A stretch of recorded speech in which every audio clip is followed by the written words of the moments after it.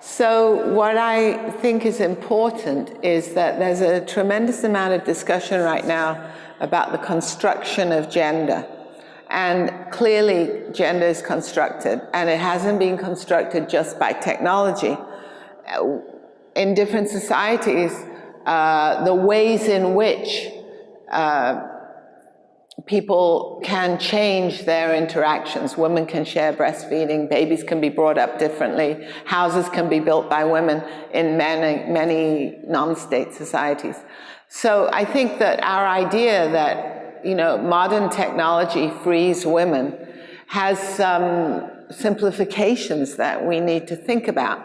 Because when you think about that the largest amount of subordination of women happened with the power of the state and the legislation about property and inheritance, particularly, and the transformation of class in capitalist society.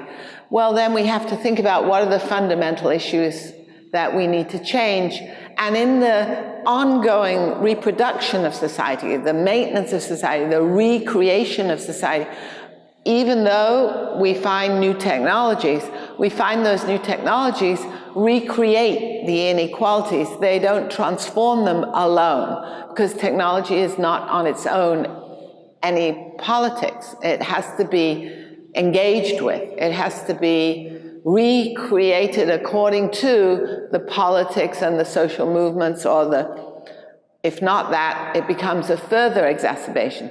So if we look at the fact that since the 1980s there's been an increase in inequality around the world, that there's been a transformation of work with automation, there's been a whole informational society created which has basically dramatically increased the gap between rich and poor, and within capitalism, that meant that people whose situation was constructed as women have been in much worse situations worldwide and in the Western society, or in most technologically industrial societies.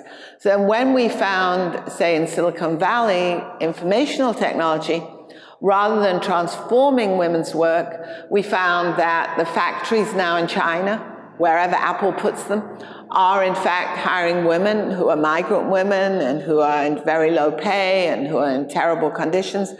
And that in the US, in Silicon Valley, there's an exclusion of women at the higher levels, or less and less and less. So, and then we hear all the Me Too stuff as well, you know, but I'm not even going into that.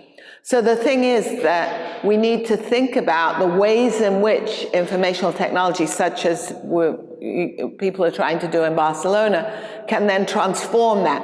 And I think that depends on the social movements, and that's why I've been studying since 15M the different kinds of social movements and the effort at the commons.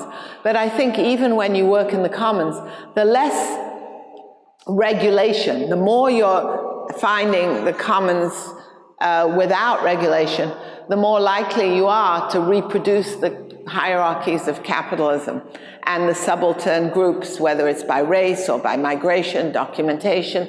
So I think, again, there has to be within that, within the commons, a tremendous struggle around inequalities.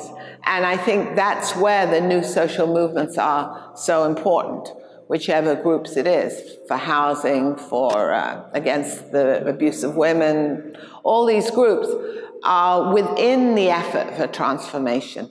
And technology can be crucial in that role, but with that fundamental understanding that in itself, technology is not a political, it can easily reproduce the inequalities of capitalism, and it has to be itself part of the struggle for transformation.